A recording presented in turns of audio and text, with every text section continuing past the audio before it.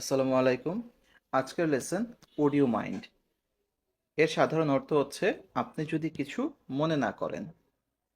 তবে সাধারণত সম্মান প্রদর্শন করার ক্ষেত্রে অর্থাৎ সম্মান প্রদর্শনপূর্বক কোনো কিছু জিজ্ঞেস করার ক্ষেত্রে would you mind এই ফ্রেজটি বসে।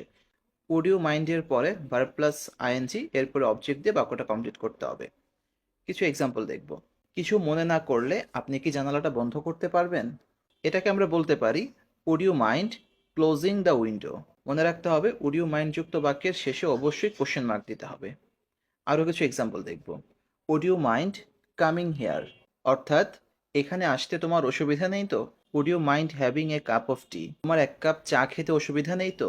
Next, would you mind me turning on the light, আপনি কি আমাকে আলো জ্বালাতে কিছু মনে করবেন? অর্থাৎ আমি যদি আলো চালাই তাহলে আপনি কি কিছু মনে করবেন কিনা, এ ধরনের একটা সম্মান প্রদর্শনমূলক প্রশ্ন করা বোঝায়।